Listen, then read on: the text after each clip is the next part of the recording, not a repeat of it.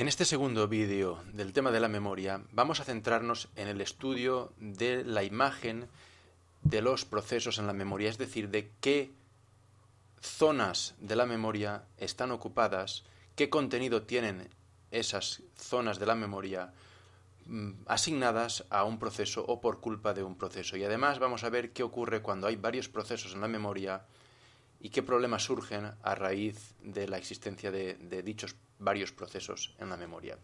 Vamos a empezar estudiando el mapa de memoria de un proceso, es decir, qué hay en la memoria, qué se alberga cuando se ejecuta un proceso. Y vamos a empezar yéndonos atrás en el tiempo y estudiando un poco lo que el programador ha escrito en el lenguaje de alto nivel que haya utilizado cuando ha escrito un programa. Y es que un programa decimos que son una serie de pasos que se deben dar para resolver un problema. Entonces, el programador escribe esas instrucciones, esos pasos, y esos pasos se traducirán en instrucciones en código máquina. Pero también en un programa, el programador escribe las variables que van a existir, es decir, los datos que van a manipular, el tipo de datos que va a manipular y prevé una serie de necesidad de espacio de memoria para almacenar esos datos. En muchos lenguajes de programación ocurre algo similar a lo que vemos aquí, y es que hay una parte del programa, una zona, un apartado, donde explícitamente se indican qué variables o qué datos van a ser manipulados. Entonces, en este programa, por ejemplo, tenemos tres variables llamadas precio, artículo y PVP, y cada una de ellas tiene indicado el tipo de dato que puede almacenar. Y esto el programa lo debe escribir, el programador lo debe escribir para que el compilador sepa bien cómo traducir todo lo que escribe a un programa que funcione.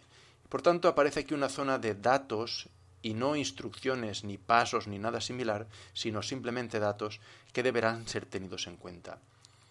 Sin embargo, durante la escritura de los pasos o de las instrucciones aparecen otra vez elementos que son en sí mismo datos. Por ejemplo, esta instrucción que es una instrucción para imprimir por la pantalla una frase, pues esta frase está aquí mismo escrita. El programador ha escrito aquí imprimir, como queriendo decir que esto se muestre por pantalla, y aquí dime el artículo. Entonces esta frase, esta cadena de texto también se asimila como datos que el programa debe contener. Cuando esto sea traducido por el compilador, se va a generar un fichero que va a incluir toda la serie de instrucciones en código máquina resultante de la traducción y también todo lo necesario para que estos datos terminen pasando a la memoria y terminen habiendo una zona de memoria que albergue estos datos. Por tanto, la traducción, aquí podemos reflejar que genera una zona del proceso llamada código, donde van a estar las instrucciones que se van a ir ejecutando en la CPU, otra zona de memoria donde van a aparecer todas las variables anteriores, todas estas cadenas de texto que hemos puesto aquí y que vamos a llamar datos. Pero además, cuando el programa está en marcha, en muchas ocasiones el programador escribe operaciones matemáticas complejas u otro tipo de operaciones que son complejas, que tienen que ser realizadas paso a paso, parcialmente, como por ejemplo esta operación matemática, que no puede realizarse toda de golpe, y en la cual pues hay sumas, multiplicaciones y divisiones que se van a ir realizando paso a paso, y a cada paso va a generarse un resultado parcial, un dato temporal. Este dato temporal se va a utilizar para continuar el cálculo hasta obtener un resultado final. El programador solo ha escrito aquí la operación matemática compleja que desea que ocurra, pero en la realidad, cuando esto se ejecute en código máquina, va a generarse una serie de datos temporales y parciales que hay que almacenar en algún lado. Y para eso existe en el proceso una zona de datos llamada pila, que es una zona de datos donde se van apilando, se van dejando unos encima de otros datos que se van generando temporalmente y que se van consumiendo rápidamente sobre la marcha. La diferencia entre los datos y la pila básicamente es que el programador no sabe o no especifica qué datos van a haber en la pila, solo especifica qué datos van a haber en la zona de datos. Y los datos de la pila resultan de la ejecución de las instrucciones que el compilador ha generado pues con cierto ingenio, ¿vale? Lo ha hecho ya sabiendo lo que se hace. Entonces, finalmente concluimos que el mapa de memoria de un proceso tiene una zona de código, una zona de datos y una zona de la pila.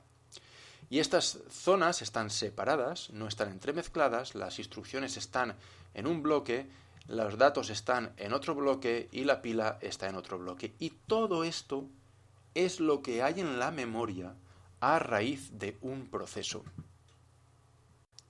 Vamos a hacer un pequeño inciso tratando de explicar un ejemplo concreto del uso de la pila, uno entre otros, que no es ni muy necesario saberlo, ni realmente interesante, pero sí que es un poco difícil y en este momento es el momento ideal del curso para aprenderlo.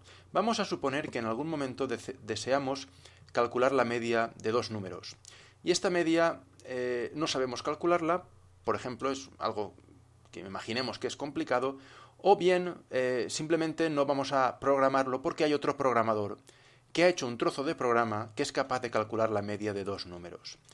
Y nosotros aquí en nuestro programa incluimos esta instrucción, esta instrucción que hay aquí sería parte de un programa mayor que no he reflejado ahí, y en esa instrucción lo que pretendo es tomar el número 4, tomar el dato que pueda existir en una variable, que he llamado la variable j, calcular la media del dato 4 y la variable j y guardar ese resultado en la variable i. Entonces, tenemos que la función media ya está escrita, ya hay una parte del programa capaz de calcular la media de dos números y yo en mi programa voy simplemente a aprovecharme de ello. ¿Cómo se traduce esto a la compilación? Pues bueno, aquí lo que va a ocurrir es que la función media va a venir compilada y va a venir incluida en el ejecutable en una parte. Por ejemplo, aquí yo he puesto que en la dirección 2000 hay una serie de instrucciones que son las responsables de calcular la media. Entonces aquí a la parte derecha tenemos lo que sería la capacidad de calcular la media de dos números. Y en la parte izquierda lo que hago es reflejar un poco la traducción de esta instrucción. Entonces vamos a ver cómo se traduce esto. Vamos a asignar la variable j, vamos a pensar que está en el registro R0. Sabemos que en los lenguajes de programación utilizamos variables, pero en el lenguaje en código máquina o la ejecución de instrucciones en código máquina realmente almacena datos o en la memoria o en los registros. Y aquí vamos a imaginar que la variable j se corresponde con el contenido de R0 y vamos también a suponer que debemos depositar en R1 el resultado porque R1 está ligado a la variable i. ¿Cómo hacemos para llamar a este trozo de programa, invocarlo, hacer que se ejecute y que calcule los datos? Pues miremos, lo que hacemos es que cogemos y movemos los datos que le queremos transmitir a la función media, que le queremos pasar, que le queremos entregar, en este caso es un número 4 y la variable j, los ponemos en la pila. Y a continuación hacemos un salto con retorno. Se ejecuta la pila y la pila lo que va a hacer es desapilar los datos que hay en la pila. Cogerlos de la pila, realizar el cálculo de la media, que básicamente es sumar los dos datos y dividirlo entre dos, y el resultado, esta parte del programa, lo va a devolver también en la pila, va a apilar el resultado. Y vamos a retornar al punto donde habíamos hecho la llamada a esta función pila. Al retornar, sabemos que el resultado está en la pila y por tanto lo que hacemos es mover de la pila a R1 el resultado. ¿Qué ocurre? Esta parte de programa ha hecho una llamada a esta otra parte de programa, pero los datos que esta parte del programa quiere transmitir a esta otra parte del programa los guarda en la pila. Esta otra parte del programa los desapila de la pila.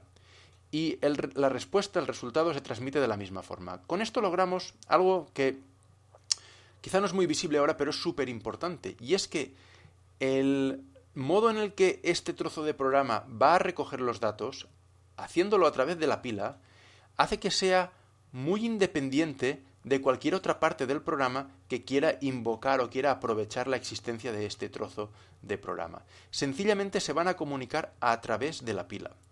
Esto vamos a verlo aquí en una animación. Vamos a ir ejecutando instrucciones. Lo que hacemos es ejecutar la primera instrucción, apilamos el contenido de la variable j en la pila. Con la siguiente instrucción apilamos el número 4 en la pila. Y la pila va poniendo unos datos encima de otro. Y hacemos el salto y se ejecuta aquí la función para calcular la pila. La pila lo que hace es desapilar estos dos datos, con estas dos instrucciones las he combinado juntas en la animación, ha desapilado esos dos datos, los ha puesto en sendos registros, ha hecho el cálculo de los registros y el resultado lo ha puesto en la pila. Y ahora cuando se continúe en ejecución la parte anterior, esto no está animado aquí, cuando se ejecute la parte anterior, continuemos a partir del punto donde habíamos hecho el salto, aquí en move pila R1 lo que lograremos es mover el valor calculado al registro R1, que es donde debemos dejar el resultado.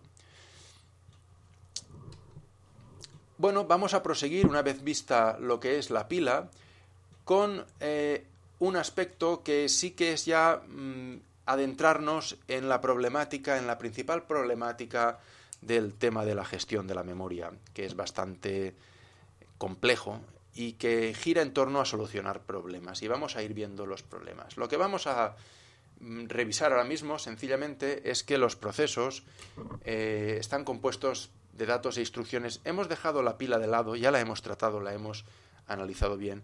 La hemos dejado de lado porque incluirla a continuación en los ejemplos que vamos a utilizar nos supondría una sobrecarga innecesaria para entender los problemas con los que vamos a enfrentarnos. Entonces, solo vamos a mostrar instrucciones y datos. Y vamos a suponer que tenemos este proceso y vamos a suponer que lo tenemos ubicado en la memoria. Y vamos a centrarnos en dos instrucciones para ver lo que ocurre. Vamos a centrarnos en la instrucción move dir 200R2, que es esta instrucción que existe aquí, y en esta otra instrucción que realiza un salto con retorno a la instrucción 150. Las instrucciones, como sabemos, manipulan datos y los datos, como sabemos, están aquí. Por tanto, no hay otra cosa que haga esta instrucción que manipular datos que están en la zona de datos. Entonces, observemos este proceso, observemos que hay instrucciones y observemos la instrucción que está aquí, en la dirección 101. Esta es la segunda instrucción. La primera es la instrucción que está en la dirección 100. Esta es donde empieza el proceso. Y esta segunda instrucción está aquí en la 101 y pretende mover un dato que está en la dirección 200 al registro R2.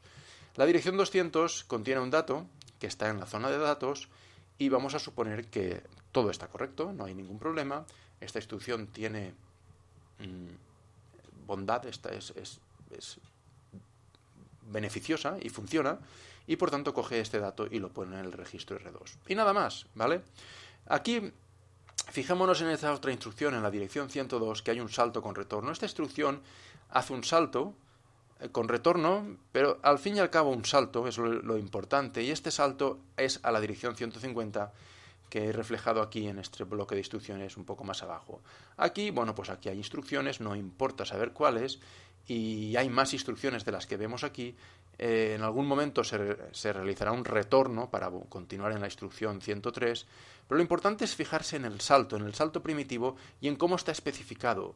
Salta a la dirección 150 y la dirección 150 es esta y todo funciona bien. Todo está bien en este proceso que está en la memoria. Suponemos que esto está en la memoria y suponemos que está en la posición 100 de la memoria. Pero un proceso sabemos que es la imagen de un programa. Cuando el programa se carga en la memoria, este programa ha sido cargado en la dirección 100 y todo ha sido correcto. Pero ¿qué pasa si ese mismo programa, cuando se ejecuta en otra ocasión, se carga el mismo programa en otra posición de la memoria? Aquí tenemos el escenario. Vamos a suponer que hemos cargado este otro programa como proceso en la dirección 555. Bien, aquí tenemos las mismas instrucciones que antes. Los datos que han sido generados o que han sido creados en la carga del programa son los mismos. Están en las mismas posiciones respecto a la posición inicial. Todo está a continuación tal y como estaba aquí. Unas cosas a continuación de otras. Aquí es lo mismo. ¿Qué ocurre cuando ejecute esa misma instrucción que he ejecutado antes, desmover de la dirección 200? Pues recordamos que la dirección 200 antes pretendía acceder a este dato que está aquí. Fijémonos que esta dirección 200 ahora apunta a la dirección 200, que está en memoria mucho antes, y no está queriendo acceder a este dato. El programa está desubicado, no está en su sitio, y las direcciones no son las mismas que antes, o son las mismas que antes, sin estar en esas direcciones los datos. Lo mismo ocurre con este salto con retorno, o salto al fin y al cabo, que hemos reflejado antes. Este pretendía saltar a esta instrucción y ahora mismo, por estar ubicado este proceso en otra dirección, saltamos a la dirección 150. Esto es un grandísimo problema y si nos fijamos el problema ha venido porque hemos ubicado el programa, el proceso, en una dirección que no es la que teníamos pensado, no es la que este escenario tan a favor muestra. Por ello, la primera solución que se nos ocurre es que este programa, como es un fichero que está en el disco inicialmente, pues lo primero que se nos ocurre es escribir en el disco duro, en el fichero, una indicación para que el sistema operativo sea respetuoso y haga caso y cargue este programa exactamente en la dirección 100 para generar el escenario primero que hemos visto, que es el que funcionaba. Entonces, el ejecutable, además de instrucciones y datos primitivos y datos previos que pueda tener, contiene una instrucción muy clara que dice cargar en la posición 100 de memoria. Esto es necesario y de esta forma el proceso pues ya siempre funcionará porque el sistema operativo va a respetar que se cargue este proceso en la dirección 100. No vamos a enfrentarnos a este escenario ya más porque no va a ser cargado en cualquier otra posición que no sea la 100. Bueno, aparentemente es una solución, pero introduce otro problema. ¿Por qué? Porque hay muchos procesos posibles en un computador y puede ser que haya dos procesos que pretenden ubicarse en zonas de memoria que se solapan, ¿vale? Por ejemplo, el proceso P1 quiere cargarse aquí en la posición 30 y el proceso P2 quiere cargarse en la posición 40. Y ocurre que el proceso P1 ocupa o pretende ocupar un trozo de memoria que se adentra más allá de esa posición 40 y por tanto tendría que compartir, que eso no existe, compartir memoria con el proceso P2. Aquí hay un solape y esto evita la posibilidad de que P1 y P2 se ejecuten simultáneamente. Parece que habíamos solucionado un problema, pero hemos creado otro problema. Y este otro problema hay que solucionarlo y ya empieza a complicarse la cosa. Entonces, la solución que vamos a tomar o la solución que vamos a pensar, no vamos a dar ya una solución, sino vamos más bien a manifestar un deseo, o vamos a plantearnos las cosas desde el principio otra vez, vamos a retroceder y vamos a hacer un replanteamiento de qué es el mapa de memoria de un proceso, dónde debe estar el proceso, cómo asignarlo a la memoria, cómo ponerlo en la memoria y qué es lo que tenemos que hacer. Y lo primero que vamos a hacer un poco es desterrar la idea esta de que un proceso comience en la posición 100 de memoria.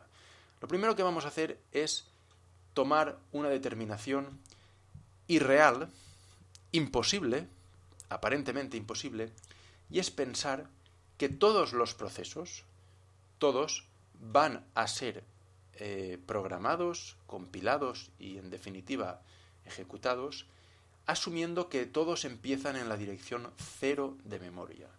Es decir, cuando un programador hace un proceso, o cuando un compilador compila un programa para generar un ejecutable, todos ellos creen que ese proceso empezará en la dirección 0 de memoria.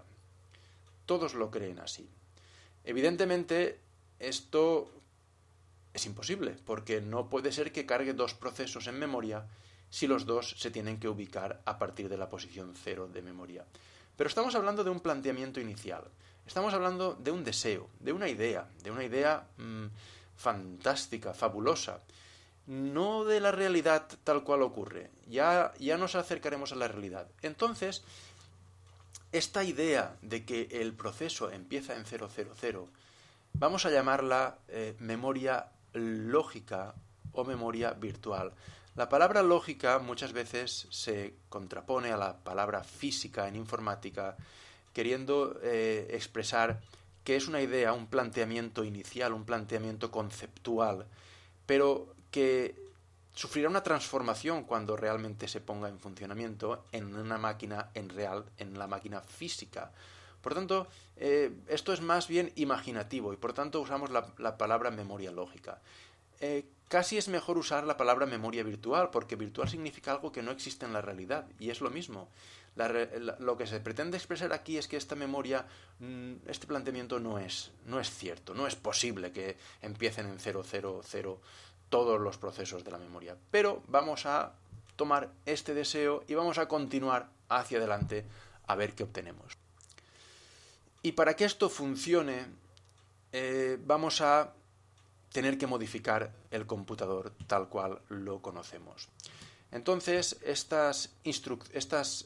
planteamiento de que el mapa de memoria de un proceso empieza en la dirección 0 es una asignación lógica y vamos a considerar que el proceso realmente, cuando se carga en la memoria, emite durante su ejecución, emite direcciones, estas direcciones lógicas. Es decir, cuando un programa se ejecuta, sabemos que se van cargando instrucciones en la CPU.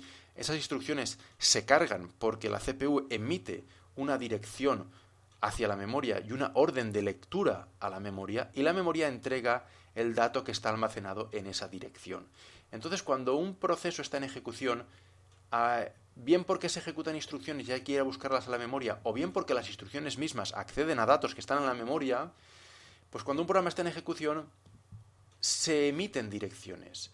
Entonces, estas direcciones que se emiten por parte de la CPU son direcciones lógicas, pero vamos a añadir un nuevo circuito, una nueva unidad del computador llamada unidad de manejo de memoria o Memory Management Unit, y vamos a añadirla a continuación de la CPU, entre la CPU y la memoria, de forma que las instrucciones o las direcciones que emite la CPU, cuando la CPU las emite, llegan a la MMU y la MMU traduce, transforma, altera, cambia esas direcciones lógicas por otras direcciones físicas. Y hace una especie de engaño, una especie de manipulación oculta de las direcciones que emite la CPU, de forma que cuando la CPU mete una dirección, a la memoria física le llega otra, y es, por ejemplo, cuando se quiere ejecutar la instrucción que está en la posición 0 de un proceso, pues la CPU busca por aquí, emite la dirección 0 del proceso, pero la MMU transforma esa dirección en otra, y realmente a la memoria se le pide el dato o la instrucción que está almacenado en otra dirección. Entonces la CPU lo que está emitiendo es las direcciones tal cual se las imagina el programa o el proceso, pero realmente la MMU genera a partir de ellas unas direcciones físicas. Esto permite que en la memoria del computador existan dos procesos en ejecución. En este caso vamos a poner P1 y P2, y la idea lógica, la idea virtual, la idea imaginaria es que P1 cree que empieza en la dirección 0 de memoria y P2 cree que empieza en la dirección 0 de memoria también. En teoría sería imposible ejecutar los dos a la vez, pero en la práctica ocurre, por ejemplo, que cuando estos procesos se ejecutan y quieren acceder a sus direcciones, en la memoria ocurre que estos procesos están ubicados en diferentes bloques de la memoria física. Incluso puede ocurrir, como veremos bastante más adelante, que un proceso esté partido en dos trozos o más en la memoria física. Cuando un proceso emite durante su ejecución una dirección, por ejemplo, vamos a centrarnos en la dirección 50, pues ¿qué ocurre? Pues que esta dirección 50, cuando la emite el proceso 1, cuando él está en ejecución, se traduce a una dirección, por ejemplo, a la dirección 60. Pero cuando está en ejecución el proceso 2 y se emite la dirección 50, se realiza otra traducción distinta, porque es otro proceso distinto, y la traducción produce otra dirección diferente a la anterior, ubicada en otra posición de la memoria, separada de de esta posición anterior o de este bloque anterior. Es decir, que P1 y P2 emiten o buscan un dato que ellos creen que está en la posición 50 de la memoria, pero realmente el dato de P1 termina estando en la dirección 60 y el dato de P2 termina estando en la dirección 230. Y por ello se evita que estén solapados. Vamos a profundizar más y vamos a hacerlo incluso volviendo atrás, porque el concepto anterior, la idea anterior es una idea muy aproximada, muy poco detallada, muy conceptual, y vamos a enfocar esa misma idea de cómo puede ser que dos procesos estén en la memoria o cómo puede ser que un proceso esté en la memoria en diferentes ubicaciones. Vamos a, como digo, a enfrentarnos a ello, pero desde otros puntos de vista distintos, con otras técnicas distintas, para ir conociendo este problema desde sus múltiples facetas. Entonces vamos a pensar que puede haber programas que no se puedan reubicar. Programas similares al rígido programa que hemos especificado aquí, en el cual teníamos que ubicar este proceso teníamos que ubicarlo exactamente en la dirección 100 de memoria. Entonces vamos a partir de la idea, o vamos a revisar la idea de que un programa es no reubicable, y vamos a ir viendo otras ideas de programas que se pueden reubicar, pero que lo pueden hacer atendiendo distintas técnicas o en distintos momentos. Vamos a también indicar que el compilador es partícipe de toda esta problemática y de sus soluciones, así como el sistema operativo y como el hardware, cuando hay hardware para reubicar procesos. Entonces, el compilador y el montador son dos elementos que tienen que saber cómo reubicar los programas, qué técnicas se usan, y funcionan coordinadamente con el sistema operativo y con el hardware. Entonces vamos a empezar asumiendo que hay saltos. Vamos a centrar nuestro ejemplo, vamos a ver un ejemplo y vamos a centrar nuestro ejemplo en un salto que dentro de un proceso se realiza a otra ubicación de dicho proceso, y entonces vamos a empezar viendo dos posibilidades, sin ver nada más, dos posibilidades que salen de los modos de direccionamiento de la CPU, que ya vimos en el primer tema. Entonces aquí call 4000 es una instrucción de salto, call es una instrucción similar a salto a subrutina, pero podemos también pensar que es un salto normal, una instrucción JMP. Entonces vimos que cuando incluimos la instrucción call y ponemos una dirección a continuación, estamos de alguna forma haciendo muy rígido el salto. Estamos haciendo un salto exactamente a la posición 4000 de la memoria, y esto de partida es poco reubicable porque estamos poniendo una dirección absoluta. En principio, esta forma de generar código tiende a ser no reubicable. Sin embargo, si utilizamos la instrucción o el modo de direccionamiento relativo, aquí hemos puesto call y una R para indicar que es relativo, pues vemos que la instrucción lo que pretende es saltar 4000 posiciones de memoria más adelante. Si lo pensamos, importa poco si el proceso entero se sitúa en una posición o en otra, porque yo doy un salto relativo. Y entonces, solo con el modo de direccionamiento relativo ya consigo algo de reubicación. Esto lo veremos a continuación con un ejemplo más detallado. Vamos en primer lugar a programas no reubicables y vamos a tomar un ejemplo que tenemos aquí.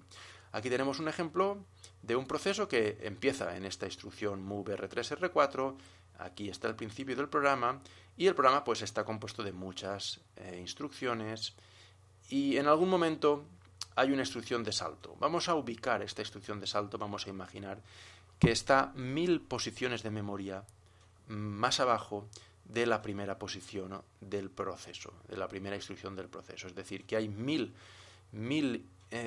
celdas de memoria entre la primera y la instrucción esta que tenemos aquí.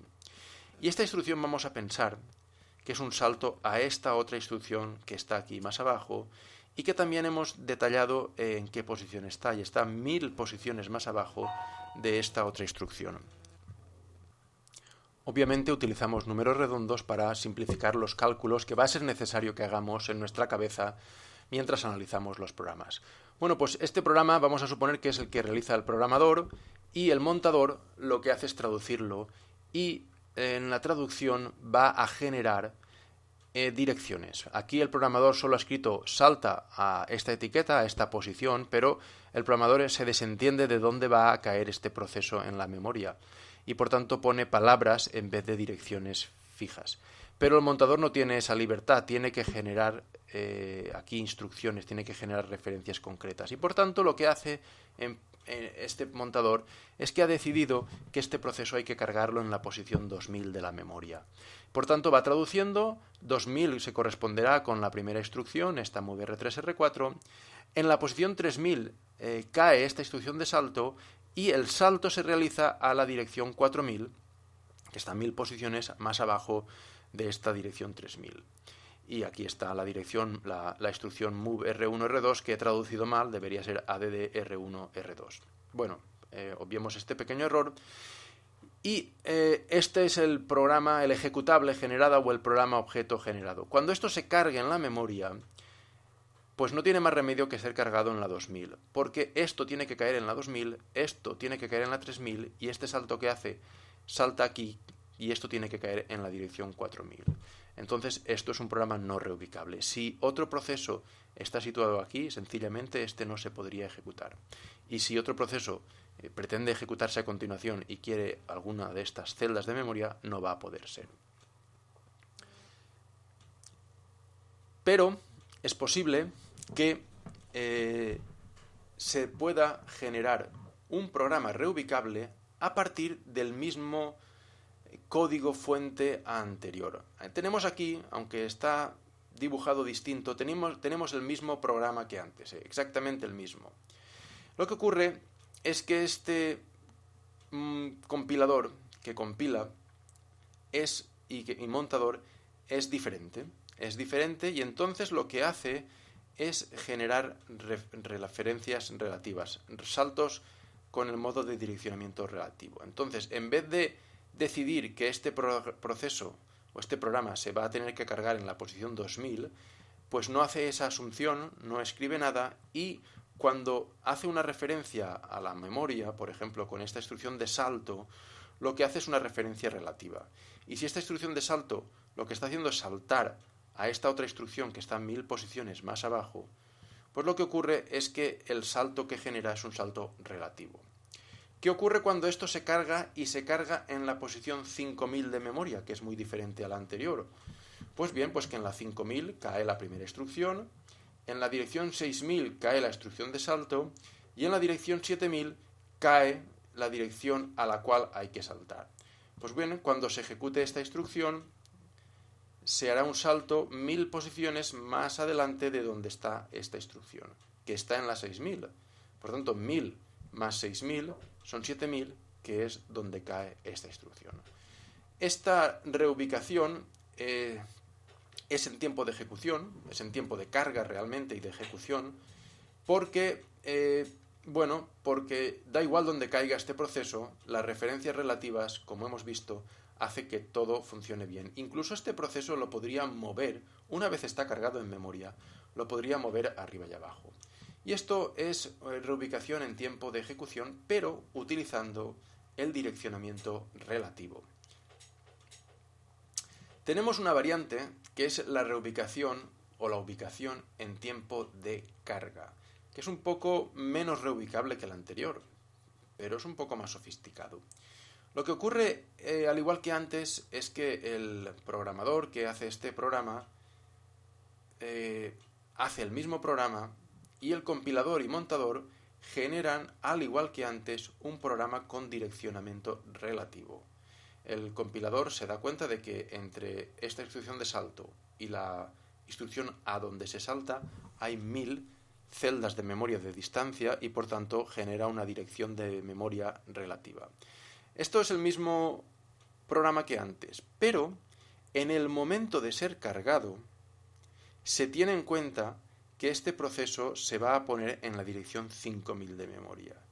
Y en ese momento de la carga, el cargador puede coger o coge todas las direcciones que el programa pueda emitir y todas las instrucciones que tienen direccionamiento a la memoria y direccionamiento relativo y las cambia, las cambia y las pone fijas. Y por ejemplo, si esta instrucción que está en la posición 1000 es cargada, cuando el proceso es cargado en la posición 5000, pues resulta que esto va a caer en la dirección 6000 de memoria. Aquí está todo reflejado. Y el cargador que pone esto en la dirección 6000 de memoria se da cuenta de que esto es un salto a una dirección que está 1000 posiciones de memoria más adelante de donde está cayendo esta misma instrucción. Lo que hace es sumar estos 6000, que son la posición de esta instrucción, más los 1000 que vienen aquí indicados, y crea o regenera la instrucción, la reescribe, con un direccionamiento absoluto, pero correcto. Correcto porque ha recalculado dónde cae esta instrucción, que es a la que hay que saltar gracias a esta otra instrucción. Por ello, el programa decimos que es ubicable o reubicable, porque lo puedes colocar en cualquier posición, pero, eso sí, solo se puede cargar en la memoria una vez, no se puede después mover, ya que la reubicación ocurre durante la carga. Es el momento en el que se aplica algo para permitir que el programa se pueda ejecutar. Finalmente vamos a ver la reubicación en tiempo de ejecución gracias a la MMU. Vamos a volver a ver la MMU y vamos a analizar un poco más cuál es su trabajo exactamente. Aquí, por una parte, las cosas son más simples que antes y por otra más complicadas. Y lo que vamos a hacer es observar que el programa que ha escrito el programador, el programa asume que empieza en la dirección 000 de memoria. Y ese programa puede generar direcciones absolutas sin ningún problema. Es decir, que si esta es la primera instrucción y empieza en la dirección 0, en la posición 1000 tengo un salto a esta otra instrucción que está en la posición 2000, pues tranquilamente el programa compilado va a ser aquel que ponga aquí, salta a la dirección 2000 de memoria. Y esta es una dirección absoluta, pero además absoluta suponiendo que el programa va a ser ubicado en la posición 1000. A diferencia de lo que ocurre antes con la reubicación en tiempo de ejecución, de carga, aquí lo que vamos a hacer es que este proceso va a ser cargado tal cual, sin cambiar, sin alterar en la memoria. Y vamos a encontrarnos con esta situación que es un poco problemática. Vamos a suponer que este programa, ha sido cargado en memoria y ha generado este proceso y ha sido cargado en la posición 5000. Vamos a imaginar que ha sido cargado en la posición 5000. Por tanto, en la 5000 está la primera instrucción, en la 6000 está esta instrucción de salto, que es salta a la 2000, y en la 7000 es donde está la dirección a la cual debemos saltar desde esta otra instrucción. Pensemos qué ocurrirá o qué ocurriría si se ejecutase esta instrucción JMP 2000. Pues que en vez de saltar a esta de aquí, que es lo que pretenderíamos, saltaríamos a la dirección 2000 de memoria, que sería un desastre porque no cae dentro del proceso, no es esta otra instrucción y es otra y desconocemos y sería un puñetero desastre. Entonces, tal como aparece aquí, esto en teoría es un grave problema. Pero vamos a suponer que pese a ello se ejecuta exactamente esa instrucción. Salta a la dirección 2000.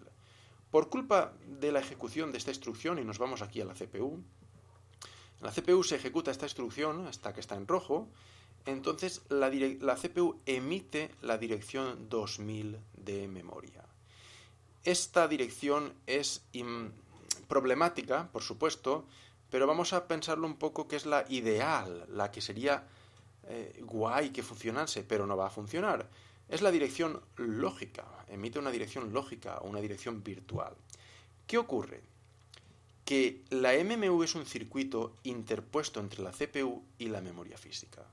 La MMU sabe mucho, tiene conocimiento de mucho de lo que hay en la memoria y sabe que está en ejecución ese proceso que está ubicado aquí a partir de la posición 5000.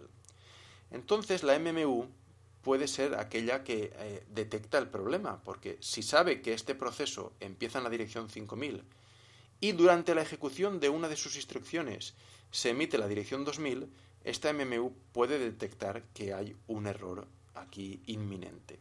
Pero no está para detectar errores, sino para permitir que funcione arreglando las cosas.